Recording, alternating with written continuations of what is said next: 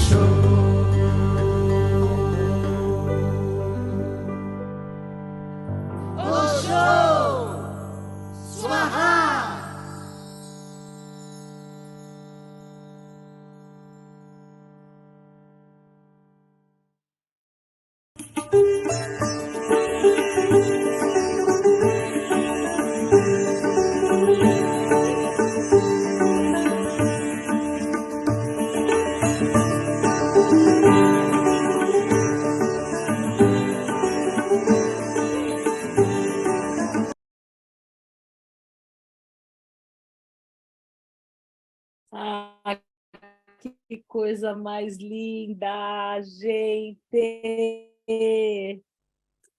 Ontem foi uma noite muito especial. A gente fez a nossa celebração HcO, do Guru Purnima, e a gente apresentou essa música. Essa música foi gravada quatro vozes, um piano e uma produtora musical sensacional, que a Paris fez todo o contexto dessa música e tudo mais. A gente está na nossa live de encerramento de temporada e estamos repletos aqui de conteúdos para mostrar para vocês, para compartilhar com vocês, para dividir, mas quem vai falar isso é o Abiru mais tarde. Oi, Abiru! Oi, Pedi, boa noite. Esses últimos 4 dias foram muito intensos e, para mim, especialmente tocante, com a passagem de um grande amigo, de uma grande referência para mim também. E isso meio que permeou o domingo inteiro. De manhã eu tive a notícia e tudo ficou meio à flor da pele. E eu acho que isso também traz uma sensibilidade no fazer as coisas diferentes. Segunda-feira a gente entrou, já tínhamos combinado nos encontrar no Zoom para celebrar o Guru Purnima e conseguimos, o HcO conseguiu, através da nossa grande produtora musical, a Parita, conseguiu produzir uma canção em 2 dias. A produção de uma canção em hindi e urdu, que são 2 linguagens estranhas para nós. Mas a letra é muito linda. E eu contei ontem uma história, inclusive, de que eu baixei muita música por causa desse projeto, de um local chamado Desanias Wiki. Quem tiver interessado em conhecer do mundo de música, os vídeos, os livros do Osho, pode pesquisar lá, que tem muita coisa. E eu comecei a pesquisar música já faz tempo. E eu comecei a baixar tudo, tudo, tudo, tudo. Eu digo, bom, depois eu vou selecionar. Mas a minha ideia sempre foi meio... Eu vou deixar me surgir a música. Ela vai me achar. E apareceu essa gravação do Merehandam. Eu digo, o que que é isso? Ela tem uma vibração muito no coração, me tocou, me impactou muito desde a primeira vez que eu vi. E foi justamente num dia que a gente ia ter HcO, foi pouquinho antes, 1 hora antes que eu entrei em contato. E aquilo me impactou para os dias seguintes. Eu tenho 2 gravações, 2 versões, e eu fui atrás da letra, o que significava.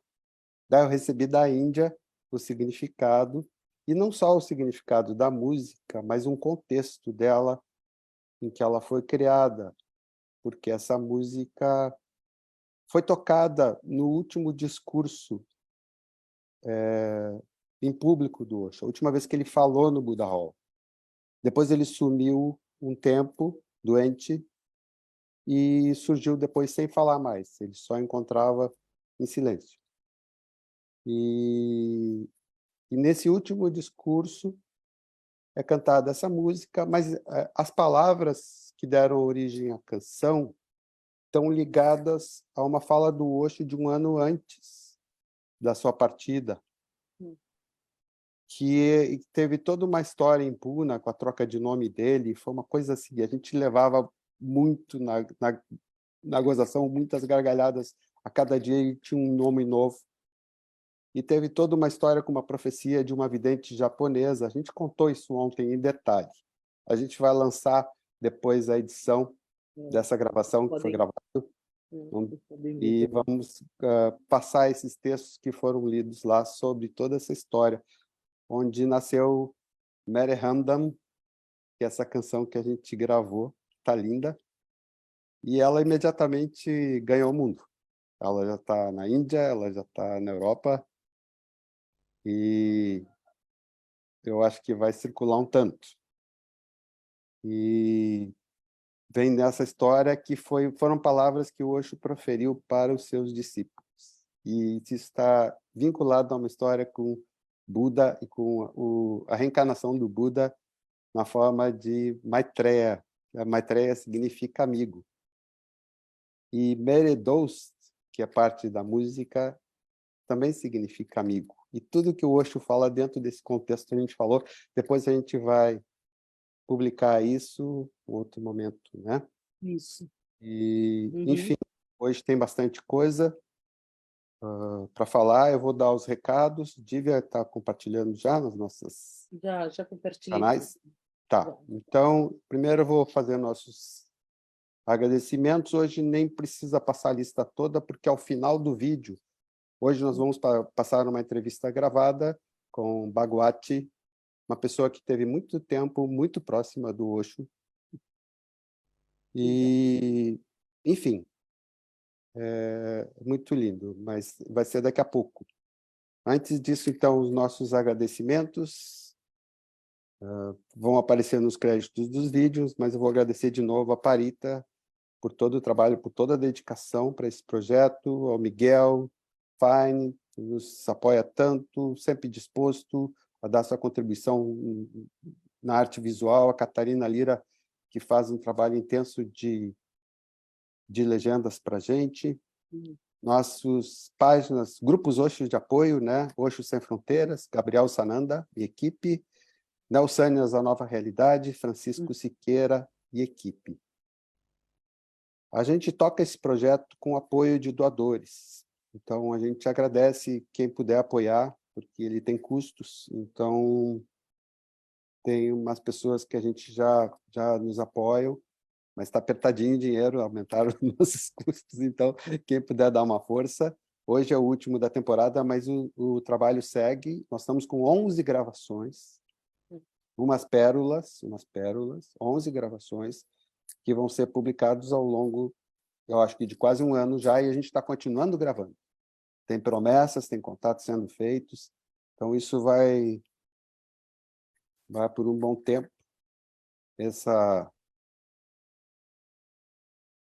Eternamente.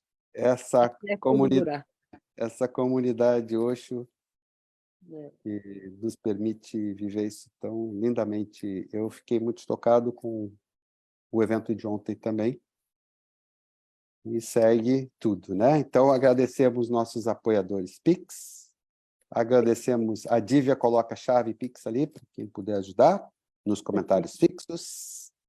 Agradecemos a Sanguinha, nossa querida Sanguinha, que é um grupo de pessoas Sanguinha querida que está aqui, linda, linda, linda. Está sempre com a gente, nos apoiando, ajudando a divulgar. Também recados importantes. Se houver travamento, gente, o que a gente faz aqui é uma coisa inédita. A gente abre uma live e passa um vídeo gravado. Então, isso pesa na internet e, às vezes, dependendo da conexão, pode dar travamento, pode também embaralhar, deixar as legendas craquelada, sem muita clareza, sem muita definição. Então, o que acontece? Se acontecer isso, travamento, craquelado de legenda, nos próximos dias a gente edita, põe o vídeo original e refaz. Tá? Daí refaz no YouTube, estão todas as 117 anteriores, estão todas lá, muito bem organizadas pela Dívia, em sua página, Dívia 10. Entra no Dívia 10 no YouTube, vai lá em playlists, está tudo lá. Está tudo lá. Estamos na 118ª? Isso, 118ª. Outros avisos. Duas coisas, ative e desative. Ative as notificações para receber avisos, tem um sininho, ativar notificações nas configurações, deve ter 3 pontinhos em algum lugar aí da sua tela, você clica ali e coloque ativar notificações, porque daí você recebe um aviso luminoso de que a gente está ao vivo. Você imediatamente recebe esse aviso, não precisa ficar nos procurando. E outro, no YouTube também, tá, gente? Você ativa também o sininho. Isso. Desative legendas automáticas. Porque o que acontece? A gente coloca... Desativa a legenda. Alô? Deu uma travada para mim. Travou, amigo? A gente coloca a legenda. Fala. Travou? Voltou? Deu uma travada aqui. Isso, nós colocamos a legenda no vídeo, e se a pessoa, na sua configuração de Facebook, tiver ativado as legendas, vai sobrepor. Vai aparecer um português em cima do inglês, vai dar uma confusão danada. E as pessoas ficam nos pedindo ajuda, mas não é a gente, é o aparelho da pessoa, tá? Então, são esses os recados, e mais um recado importantíssimo: nós não somos um canal oficial do Osho, somos apenas um grupo de amigos, contadores de histórias. Histórias. Isso aí. Melhor que Netflix!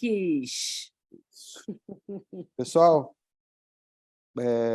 a gente agora vai fazer uma homenagem, né? Tá pronto aí, Didi? Vai passar um vídeo em homenagem ao Sati, um grande amigo que abriu asas e hoje é estrela no firmamento.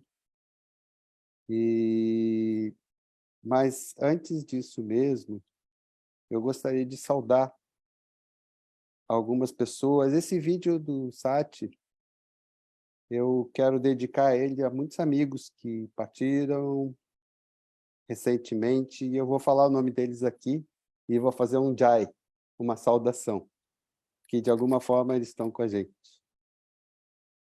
Jai Anurupa, Jai Avinash, Jai Chandri, Jai Darshanu, Jai Deshna, Jai Devamito, Jai Marion, Jai Mira, Jai Prabhu, Jai Prafu Samvara, Jai Rohit, Jai Shakil, Jai Tarika, Jai Tatagat e Jai Viresh.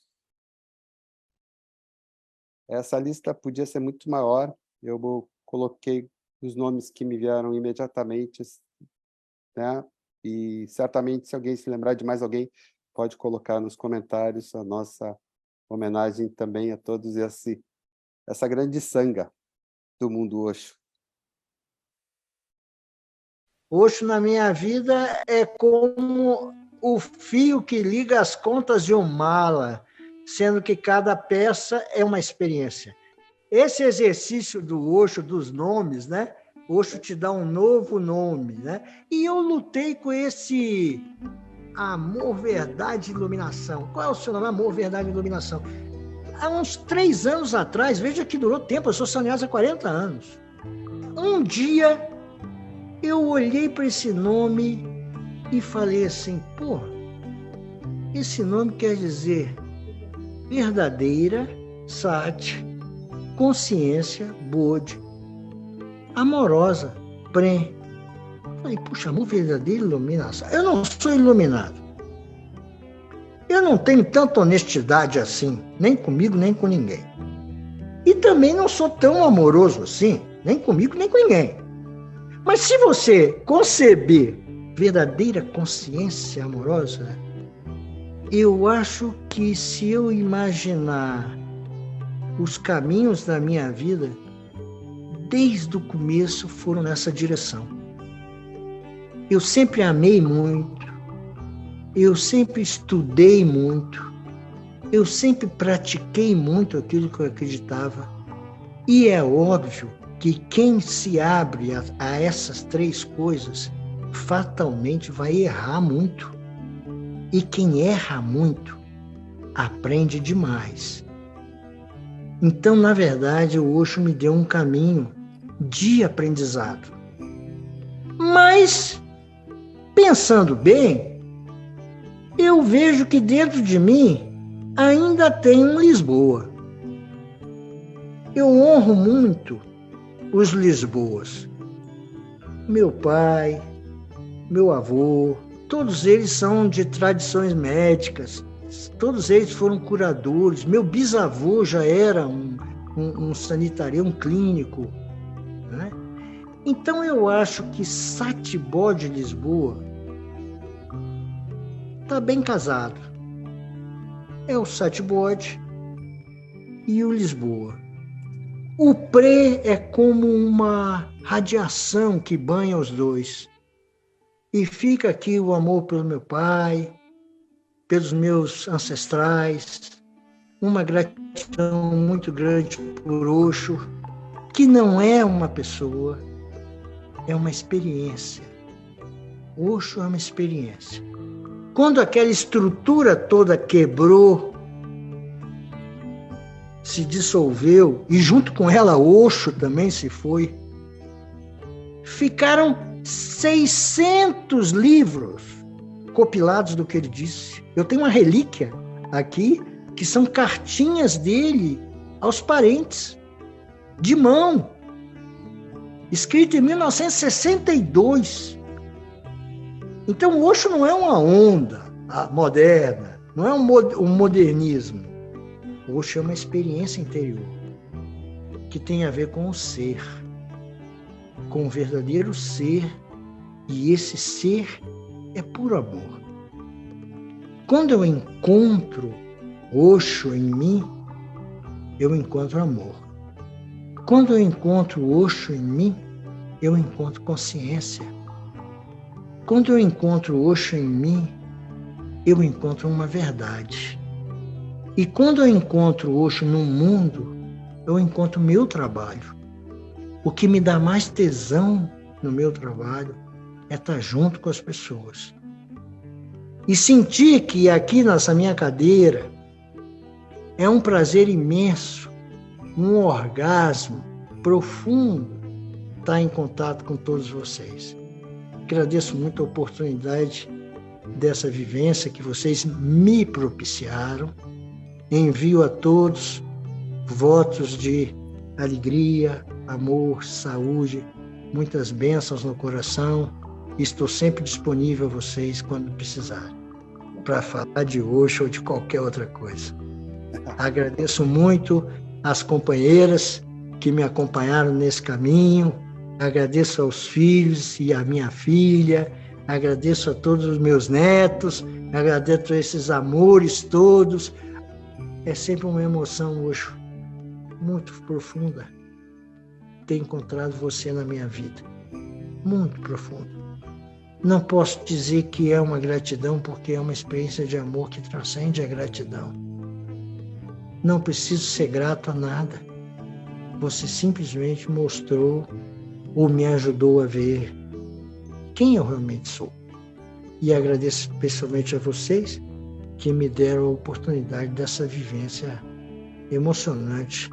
E tudo isso que eu estou sentindo. Eu estou sentindo calor, estou sentindo tesão, estou sentindo pulsação, estou com a mente alucinada e doido para tomar uma cerveja. Queridos, boa noite, muito agradecido, até a próxima.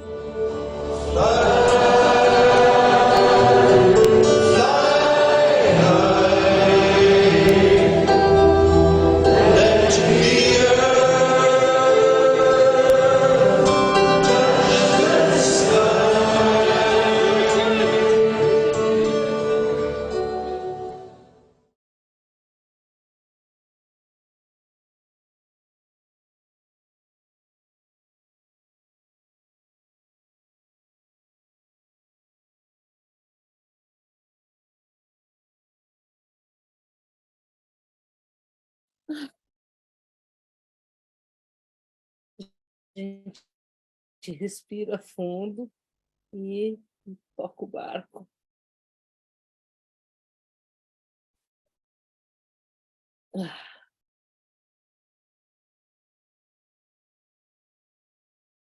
Vamos chamar a próxima, Didi?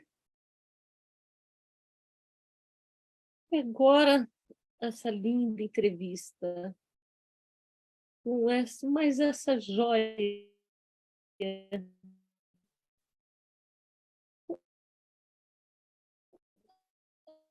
A gente história que a gente tem aqui são preciosas, né? E vocês vão a gente vai compartilhar juntos aqui, e aí eu e o Biro, a gente curte assistir. Então a gente também vai, como se estivesse assistindo a primeira vez, com todos, essa linda entrevista com a Bhagawati. Bhagawati. Pensa Bhagwan, fala Bhagawati. Bhagawati. Isso.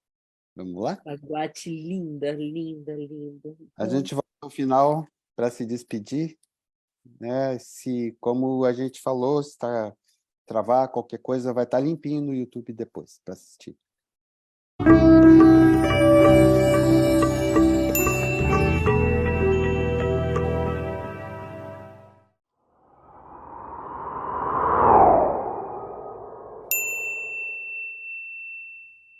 So we start. That's a pleasure to have you on our talks. I'm happy to be here. Okay. So, shall we start? Yes, please. 1, 2, 3.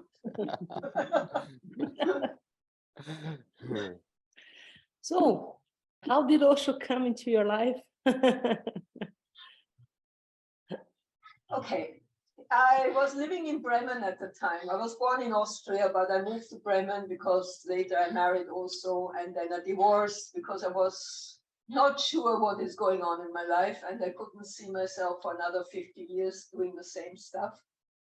And through a friend who I met, I came to be in a workshop that was for growth and finding out who you are, and I totally exploded in there, and that was an amazing situation. I had never experienced anything like that. I was so ripe to experience myself. So after a few months, I thought therapy is the way to go. But then 2 people from this group went to India, and guess where they went to? They went to the ashram and wrote us a postcard to the group and said, we have new names and we love it here. It's wonderful. So I thought, wow, what's that about? I have no idea. India is the last place I would ever go. So I was so prejudiced about India. You know, I knew nothing about it. That's why I was prejudiced. So the group leader happened to be a sannyasin, except I didn't know that at the time. I had no idea what sannyas is, why she was wearing an orange robe, but she did. But, you know, these people were all a bit different. So I asked her, what is it with this India and an ashram? And she said, well, I could do a meditation weekend for the whole group if you arrange it, and then you would know what it is more about. I said, okay, so I was interested, I was hooked, I arranged the meeting, everybody participated, we were like 10, 12 people. And on the last day, we were sitting in Nada Brahma, we're doing the Nada Brahma meditation in the afternoon, and there's the outwards movements, the inside movements, and all of a sudden, I see this man looking at me inside, a man with a beard, and I just feel lightning shot through me. I felt shattered. I didn't know what to think. I also saw a group of people, of men with high black hats, singing like a chorus of men. And that shook me on top of it. Something I recognized, couldn't put into words, impossible. So after the meditation, I was shaken, but no explanation, no nothing. And then the evening came, and in the evening we used to do a dance in the groups. And this one was Rod Stewart singing, I Am Sailing. And that went 3 times around. And I'm crying. I couldn't get myself together anymore. Together was not a word anymore. I was a mess. So after that, I walked to this group leader and I said, who is this man? Because she made us listen to a lecture, which I didn't know. I didn't understand a word what Osho was saying. I wasn't used to the Indian accent or anything. I didn't know much, and I saw his picture from the side on the book. But when this man looked at me, it was from the front, yet I had a feeling this was him. So I said, is it possible to write to him? And she said, yeah. And while you write, send him a photo of yourself. I said, okay. And suddenly I was flying too.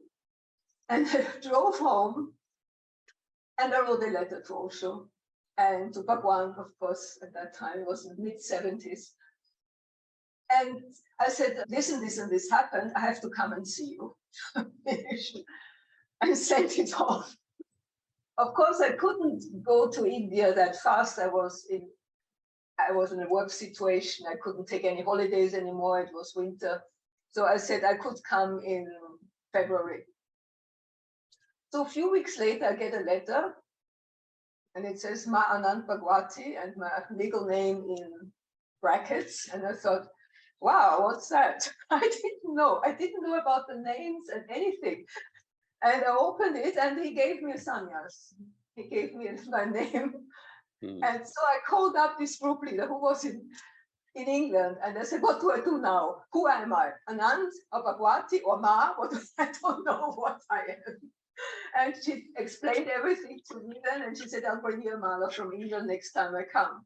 In the meantime, you want to dye your clothes in orange. So I did. You know, it was complicated. And well, I booked my ticket. My boyfriend at the time was also going to come. He said, but we're not becoming a sannyasin. And a girlfriend of mine too, who was in the group, she said, I'll come also with you. So that was great. And that was my taking sannyas. My group leader came to the flat with a mala, put it over me, and that was it. Yeah. So easy. It was very easy in a way. It was very easy. We booked a flight to India, the three of us. That was more complicated because in those days you traveled cheap as possible. And we traveled through Iraq and through, I don't know, another stopover. It was horrific. It was horrible. And I thought I need to have a backpack like everybody else does in those days. So it was very complicated and uncomfortable. But then anyway, we managed to get ourselves to Pune, and then we walked to the ashram the next morning, and we all got a darshan. It was pretty simple already. When was the first time you met Osho? How was it for you? Well, that was at that darshan. At that darshan, my name was called later because I already had become a sannyasin. So first were the people who took sannyas. So my boyfriend walks up there, and I watch him. And Osho said, so what about sannyas? And he said, no. He said, okay, this is your name, Bonk. And there went always.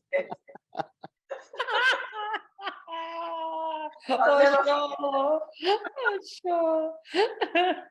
And then came my girlfriend, who I really loved as a sister. We were so close, and I thought she needs to have a similar name that I have. I mean, he's so similar to me. He gave her the name Bhagavato. Yeah, so that was already another blow. Oh my God. So finally, I get called up, and I walk through the rows to the place where Osho was sitting, and I just get this smile up behind my ears. I mean, I couldn't do anything else. And then he said, hello, Bhagawati. And I said, hi, Bhagwan. And I sat down, plonk.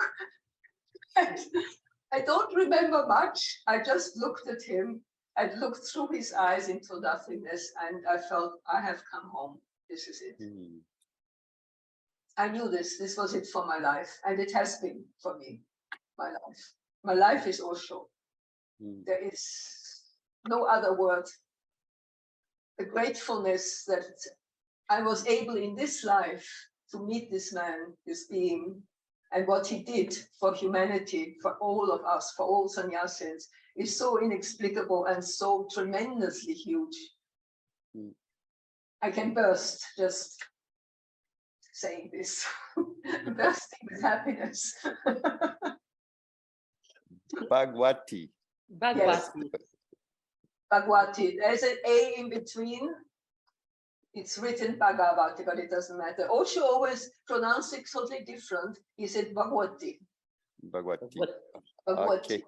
Yeah. And it was funny the first time he said it. You know, I thought, okay, this is how you spell it really. But everybody calls me Bhagawati. Bhagawati. Okay, what's the meaning of your name? Blissful divineness. Wow. Yeah, I'm working on it. we all do, yeah? We all are, yeah. Bhagawati. Yeah. Could you tell us a little about your life as a sannyasi since the early days and throughout times of the different phases of Osho's work? I stayed 6 weeks the first time I was in India, and I went back and immediately put in my notice. I worked with IBM. They freaked out when they saw me. I was wearing orange clothes and a mala. They were out of their minds when they saw me. So they were very happy, actually, that I told them I'm leaving. I quit. So went back to Pune forever. That was in 77. Yeah, 76 was when I became sannyasi in 77. And I worked in a commune the whole time. Like so many at the time, we were there forever. There was no question about it. We were going to go to a new commune and all that. But it didn't happen in the end. Osho left for America. I worked first in the kitchen voluntarily because everybody said it's such a hard job, which it wasn't for me. I had a fantastic time. And then I became part of the medical center. And that was really lovely. And I met a beautiful man. And we were together, the doctor there, and I learned how to do the laboratory. I learned how to do tests. I had a ball. I loved medicine. I was really interested in medical procedures. But, I never had done that work before. And then I was transferred to the press office. And this is the start of what I call my passion for writing and for communicating, which I didn't know I had to such an extent that I've been doing that since then. And then when Osho left, that was a big blow. There was a strange story, though. The day he left, nobody had an idea he was leaving. I didn't hear a rumor, nothing. That was really tight-lipped. I got a call to come to the Lao Tzu garage. And I thought, wow, what's now? So you needed a permission to go inside Lao Tzu house where Osho lived.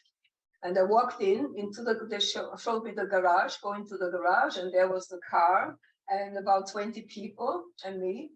And Osho came down the staircase, a small few steps, and he was leaving. And he looked at each one of us and got into the car, and he was gone. It was an amazing situation. And then what? I went to Berlin. A friend of mine told me we can first go to Germany to her parents and find our way to the world again. And then I went to Berlin, where I was really welcomed at the center there. And they were just going to prepare the Orange Connection event. That was in 81. And I said, yeah, I'll do that. And they took me into the commune. I lived there. And in the end, I ran the commune. The job was given to me with another friend. And I ran the Berlin commune. And that was also an amazing experience. And because so many people had been coming back from Pune after Osho had left and needed some help, they needed some jobs. We started renting flats so people could live communally. It was a very amazing situation in the middle of Berlin, and I loved Berlin. I thought it was the greatest city. It was still within walls. It was in the sector Berlin was ruled by 4 countries. Well, Berlin was not in a free place. Berlin was in East Germany at that time. There was a wall all around Berlin. Berlin belonged to the West, but if you wanted to get out, you needed to get out from this little circle of a city. Huh? Mm-hmm. But the people were so fantastic. The Berlin people, I just fell in love with them.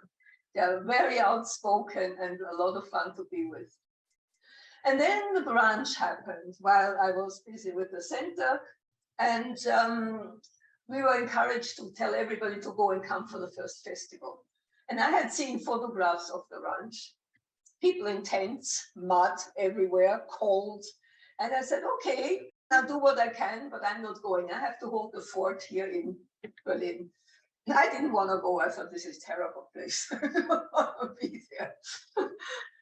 And so we did what we could to get donations for people to go, and I literally wasn't going. And then suddenly in May already, June, end of June, people would be flying out. I got a phone call from the ranch. And I don't know if you remember Sushila. She was one of the people who organized a lot on the ranch, very close to Osho at that time too. And she told me, oh, we would like you to come earlier and help with the festival preparations. My face fell, but I wasn't going to go. So I tried to talk myself out of it, but you can imagine it wasn't possible. So I went, and we all got our visas, and it was difficult for me to get into the country. They had booked me a ticket that went to a wrong place, and the customs there were very suspicious of me. They searched all my luggage, and they found piles of letters people had given to me for Osho, and they wanted to open them. I said, you're not opening these letters. They are prior, they're about meditation. I talked my way out of customs for 1 hour to catch another plane and leave. I was already fed up with America, I have to tell you that. Oh, and they also wanted to open my Osho box. I had received an Osho box at some point when I had left Pune. And I said, no way you're opening this box. He said, what's in there? I said, there's some hair from an enlightened man inside.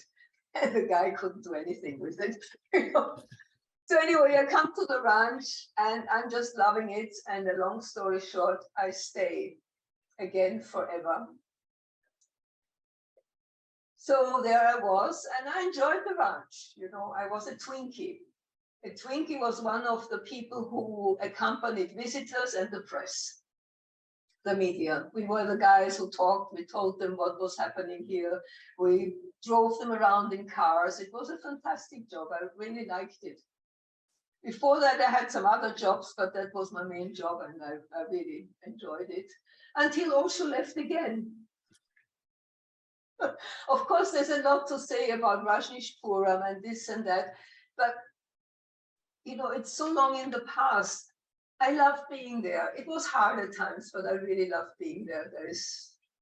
We wanted to be with Osho, and we did what we had to do to be there. And even just once a day to see him in the drive-by was such a blissful moment.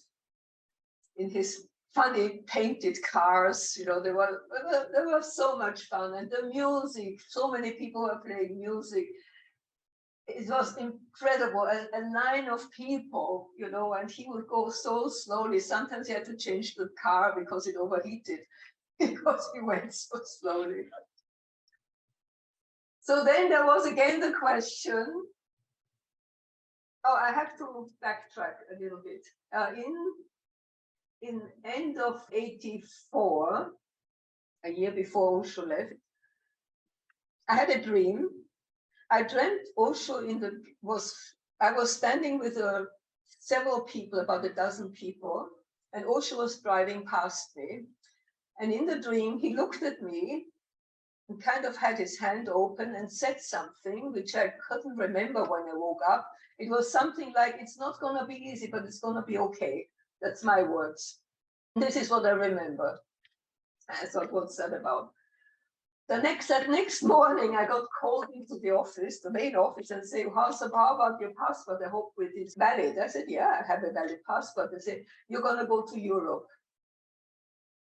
Oh, that was a shocker.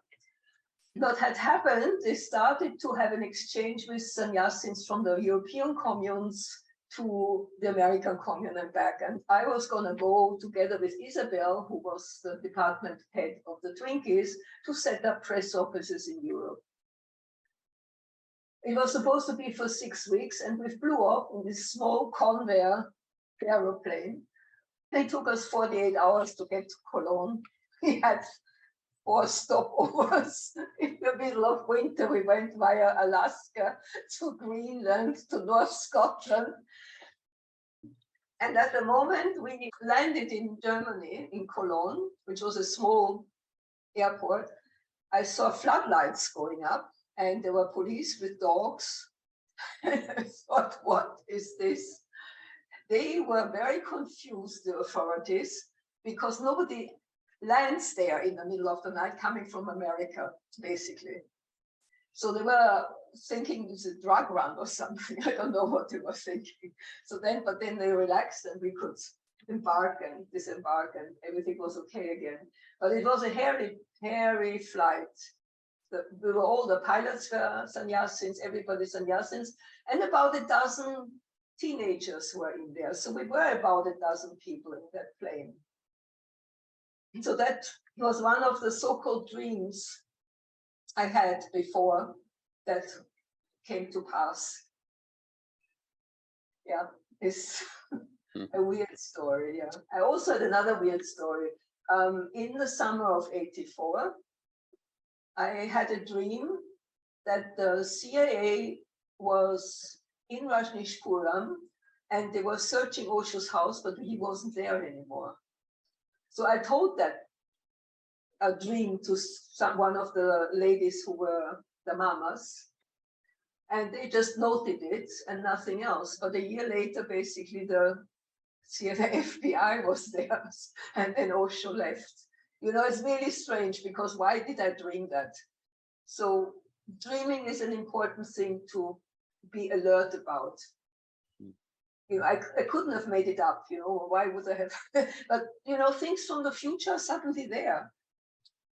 It's incredible, we all have it, but often we don't remember the dreams.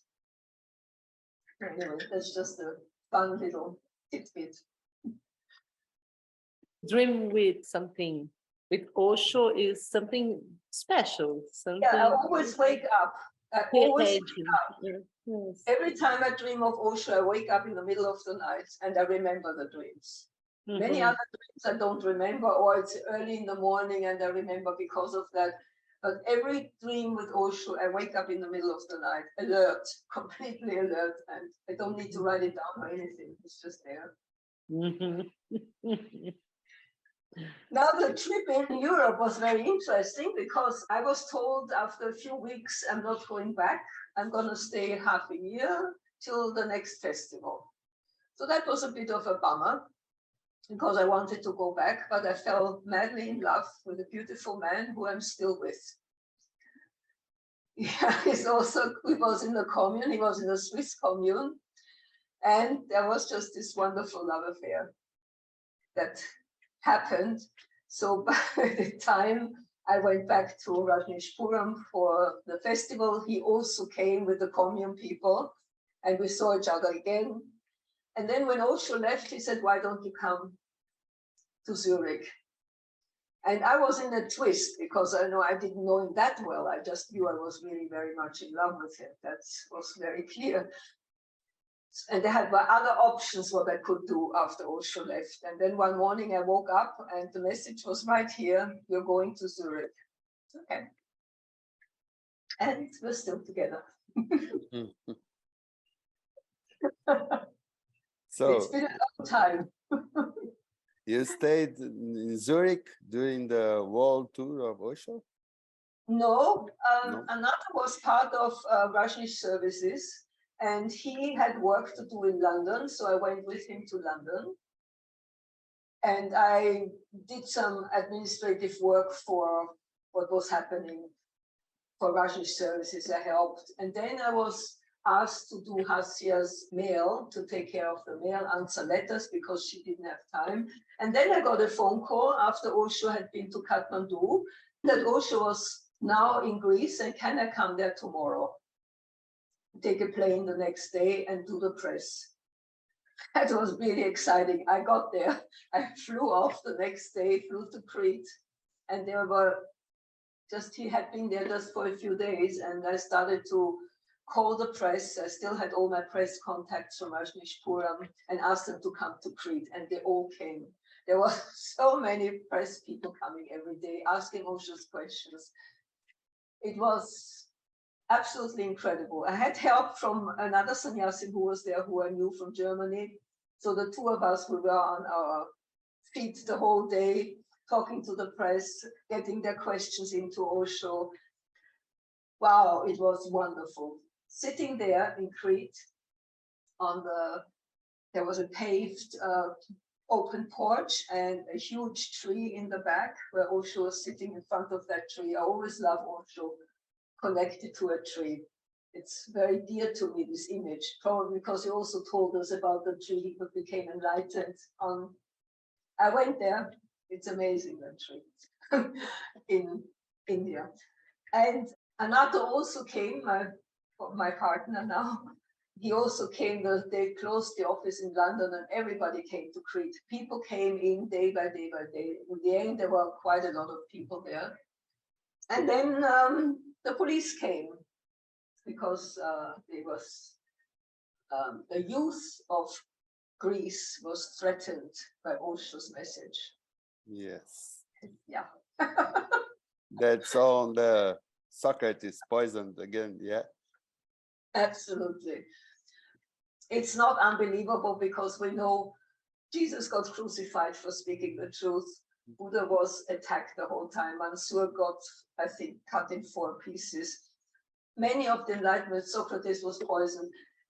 Many of those who speak the truth, even to this day, people in the public who speak the truth are being killed if possible, or just brought down to their knees. It's really shocking that the world cannot handle truth. I mean, Osho, to stand next to Osho and think this man is a threat to somebody is unbelievable. This is so impossible.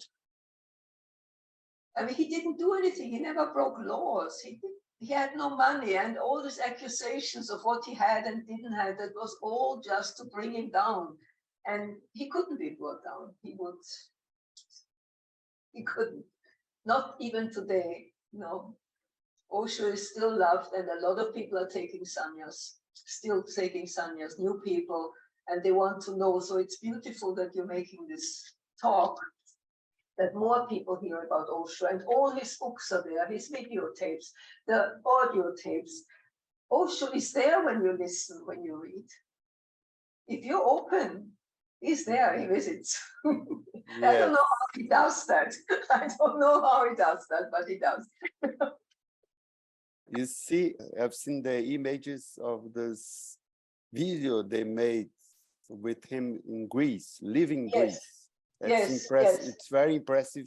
He was very pissed off at that. He was totally mad at them. Yes. Yeah. Like I remember. Were you there? Yes, I'm on the footage too. I'm wearing a purple dress, that's me. Because I was called up to the house and the police was already coming and we were like, oh, no, not again. No, I was leaving again. So I went then together with other people to the airport, and it was amazing because you must have seen the footage. He talks to somebody on the phone, and then somebody keeps interrupting him, some police person, and Osho yelled at them. He said, "You stop," because he was talking. He was furious. Yeah. It was wonderful to see that energy coming up. Really wonderful. So anyway, he had to leave, and they wanted to get him out on a ship to Athens. So of course the sannyasins were scrambling to get him on a plane. I mean, the ship takes a long time. It's ridiculous. The police wanted him deported on a ship out of whatever reason. Anyway, he flew out, and at the same time, an airplane with sannyasins came in. So there was this whole sing and dance. We were crying and dancing to everything at the same time. So I went back to England, and then he did the world tour, so nobody had any idea when we would see him again. I mean, when he was in Uruguay, we felt he was in a safe place. We didn't get many news, but we knew he was okay. I mean, he was taken care of. There were sannyasins with him who took care of his needs, so that was all right. Anata and I decided we had to go somewhere and earn some money because his job in the commune was finished with Russian services, basically. And we decided to go to Australia with an Australian friend. And that's where we went. And we made a stopover on Bali because a friend of mine was living on Bali. And he said, I haven't seen you in a long time. So I thought Bali was amazing. I fell in love with the place the minute I put my feet down. So I'm here, still here. But we did go to Australia, and we decided that might be a good place to live. We went to Sydney, we enjoyed the city, and we applied for a visa for work so we could live there. We went back to Bali, we waited for the visa in Italy. Anato's mom is Italian, he's Italian. And nobody from the embassy called. We had made an application officially, we paid the notary, we did the whole thing. So meantime, Osho is back in Pune. So we said, okay, what the hell, let's go to Pune and, let's see what happens with this Australian thing. So we went to Pune, and while we were there, which was wonderful to be there, back with him. And we you didn't stayed. worry about Australia anymore. We got the message, the visa has been declined because there was a form mistake. A little mistake was made on the form of the application, and we wouldn't get the visa. And we said, oh, wait, stay here. Then you stayed in Pune forever. No, we still had to go back to Bali and finish the work we had there. We were doing garment business. Huh? But we wrapped that all up, and then we went back forever. Yeah. É. Again, forever. What And year? now What it seems year? we're forever in Bali. We've been here now for more than 30 years. I just love the island. I love the people. Yeah, it's beautiful. Yeah, I've been to Ubud. Oh, you have? Oh, good. Then Yes. you know something. Yeah. Yeah. Oh, it's very sweet. Very nice. When were you here? I think it was 90, 91. something. Okay. Well, It's a long time ago. that's a long time ago. Yeah. Tell us about Pune too. How was it for Okay. you? It was very different. As the Rajneeshpuram was different to Pune 1, Pune 2 was also very different. We worked a lot. We were both working at the office, Anato and I, in different positions. And I always enjoy what I'm doing about Osho. There's not a question about not enjoying it, but it wasn't, they started me off at the Global Secretariat. I didn't like that. I said, I'm done with the press. I don't want to do any press work anymore. I had it up to here. And so then they put me in the main office, and I worked with Jayesh and Chiten at the time. And it was administrative work, administration of the commune, of the people. I can't even say what I did all day, but it was pretty busy. The highlight of every day was seeing Osho in discourse. Another huge highlight was to participate in these sessions he did, where we would all fall over with the gibberish. We would fall over in discourse, and Nivedana was banging the drums and bringing us back and into it again. They were just out of this world, these sessions, or whatever I could call them. It's incredible. Yes. No, it was a different work that he did. He got us more and more inside. Pune 1, we were all outside loving and hugging and kissing. We still did that in Pune 2, but the focus was not so much outside anymore. All this, it was the work, and the work went inside, and that was more of meditation. And then also Osho stopped talking. That was an amazing day, that last time he spoke, when he stopped with Samasati. It was very giving a direction to where we were going. And he was still around. You could feel the energy. And then came the silent appearances of Osho. And I could see he was getting weaker. There was this whole story coming up about that he had been poisoned in America in the prisons. And Osho was such a vibrant, healthy man. And I saw him like that all the way till Pune 2. And then he slowly became even more delicate, even more. The energy was there, but the body had, I think, a very hard time. He probably had a hard time to get the body on the stage every night. that hurt that this had happened to him, but we still didn't think he would leave us so soon. But then also he always said, they're never gonna leave us, he's gonna be with all of us always. And this is true, he did that. I remember the last time he came out, I could hardly bear seeing him. He was going very, very slowly around the stage, and he greeted everybody, and it was incredible. And in my heart, I thought, don't come for us. Don't do this, your body. His body was suffering so much. You could tell. He was slightly reeling, you know, he was one step after the other, but he was still in total control. And then he left. And then the next day there was no darshan. And then the day he did die, I wasn't sure if I wanted to go to in the Buddha home if he wouldn't come, but I did go because I did. And then I had a feeling he had died. And he had died that day. Yet, there's another twist to the story.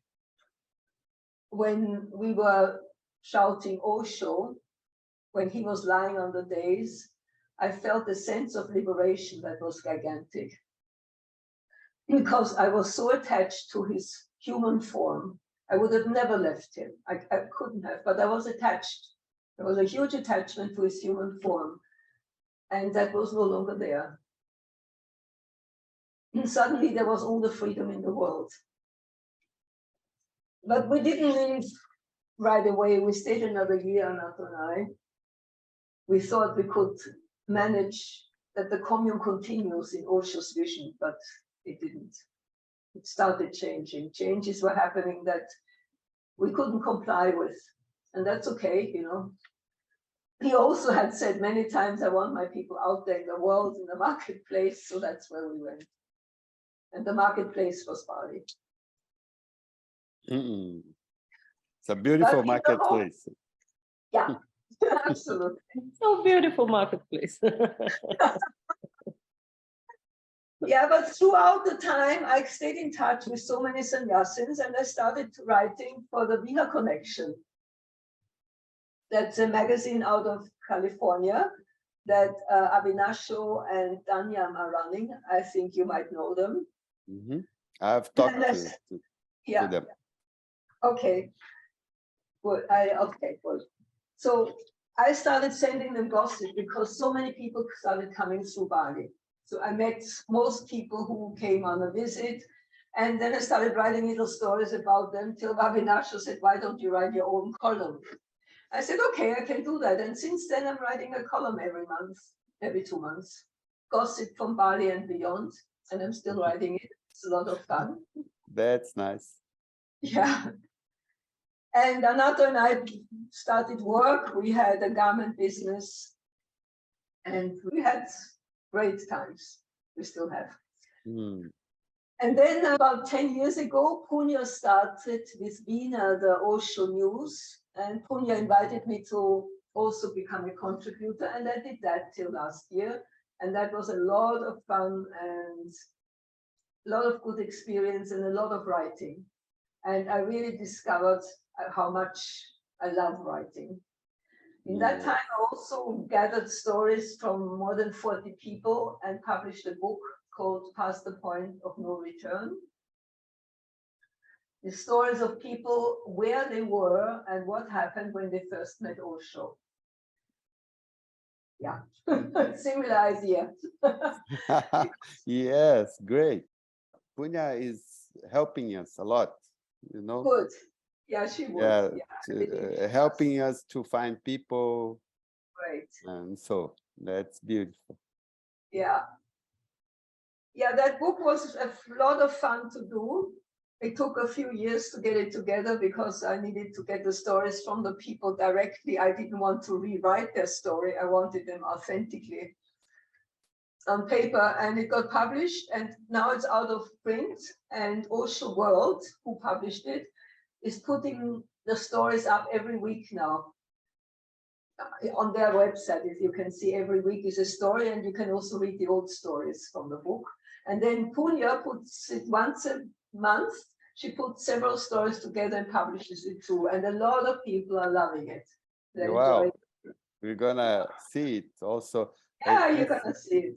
Is Osho world of Chaitanya Kirti is also well, working he is connected with Osho World, but it is Atul Anand. Atul Anand, he runs Osho World. He also runs Osho Dham.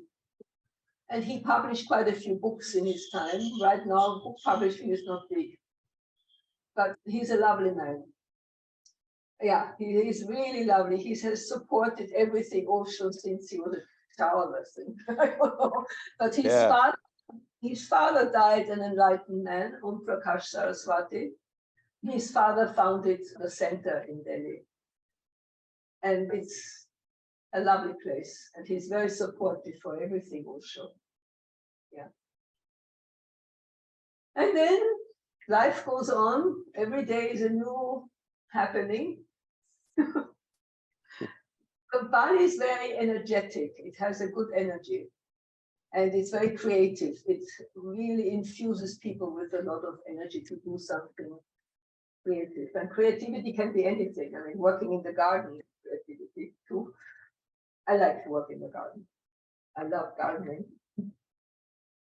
You more or less went through the questions we wrote to you, yeah? And I guess so, yeah. Yeah. Have you got any other questions? I'm happy to answer. Yeah, third question. In our talks, Histórias com Osho, we focus on the love between master and disciple. Yeah, right. Well, there's one other incident I can tell you about on Crete. Osho would come out for the morning discourse, and there was a few steps down before he came to the area where he sat down.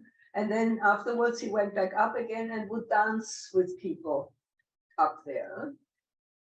And it had been one of my dearest desires that he would dance with me once. For since Rajneeshpuram, he never did. But he was always there. So one day I'm called to open the door, which means he would dance with me. So I was all excited. So by the time he came up from the discourse, I was standing there and he started to rev me up and I'm just jumping up and suddenly I fall backwards down the staircase, flat on my back. I left my body, I think. I was not inside. My body fell 5 steps down. And I was lying there and I opened my eyes and Nirvana looks at me and she said, "Are you okay?" I said, "Yeah." So I got up and I went back up and I continued dancing, but I was very self-conscious by that time. But it was such an amazing thing. I had no bruise, no pain, no nothing. There was a stone steps, you know. I had that in darshan a few times. I would keel over. I mean, his energy blew me off center completely.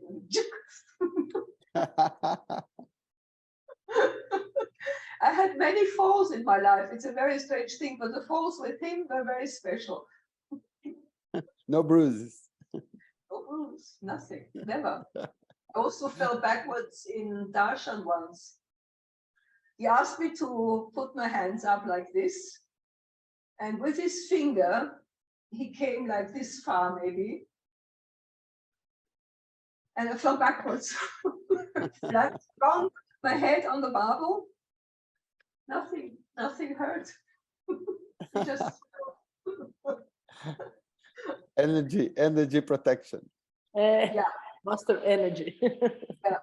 So I think it's hard to describe the master-disciple relationship unless one is a disciple to start with.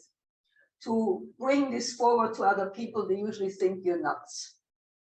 Or you've been hypnotized. That was the main thing they were. And I said to them, you know, there are 3,000 people in Buddha Hall. How can anybody be hypnotizing 3,000 people at once?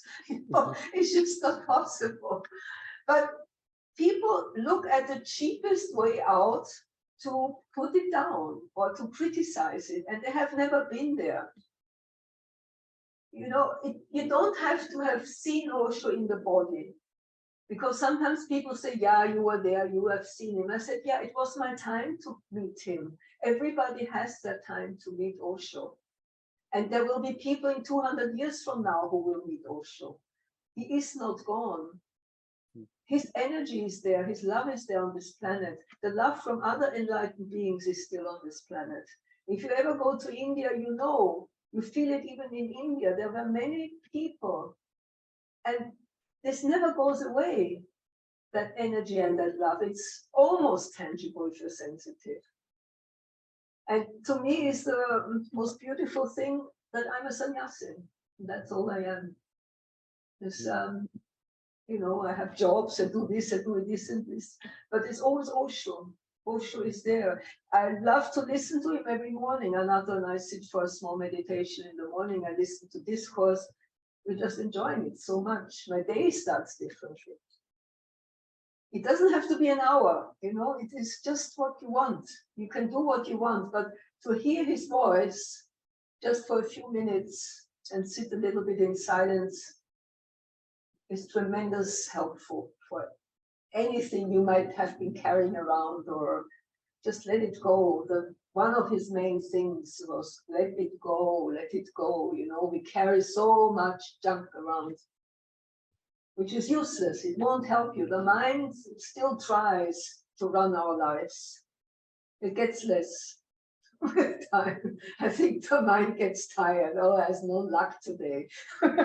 He gives up. We are asking people who were close to Osho and also people who just came. Yeah, that's Just good. to hear. Yeah, Yes, that's beautiful. Because we're not a special people just because we came earlier. We're just the same. We're all the same. We are one. And this is the next thing I would like to say, maybe for the end. We are one on this planet. We are probably one in the universe. But it goes maybe too far for many people. But we are one. So why wars? Why brutality? Why ugly things are happening?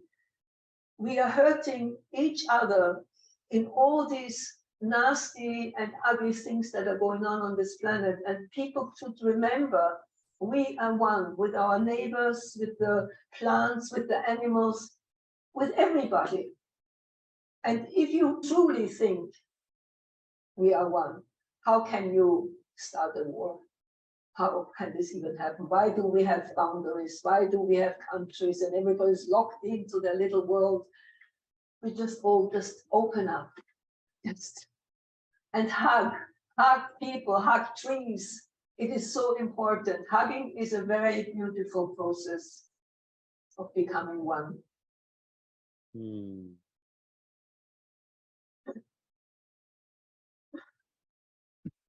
We have always a magic, spontaneous last question. That one word for Osho. Can I make it two? Yes. Okay. Forever love. Forever love. Yes.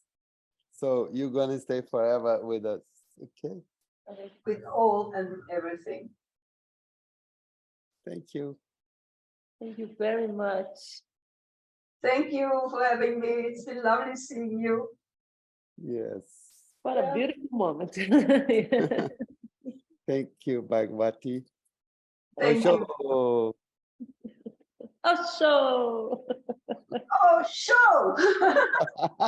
It's the Osho show. Osho. Osho show. Great. Thank you so much. You're welcome, and stay happy and much enjoyment with your continuous work. It always is effortless with Osho. Remember that. Yes.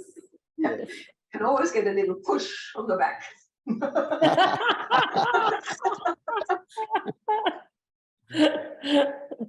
Great. Once more, thank you.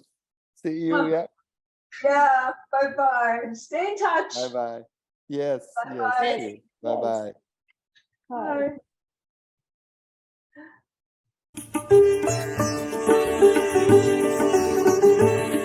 Bye.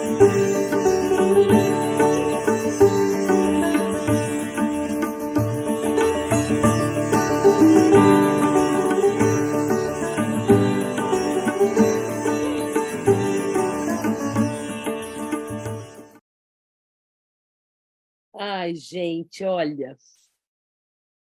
Depois a gente vai colocar linda essa entrevista para vocês na íntegra, quem quiser rever.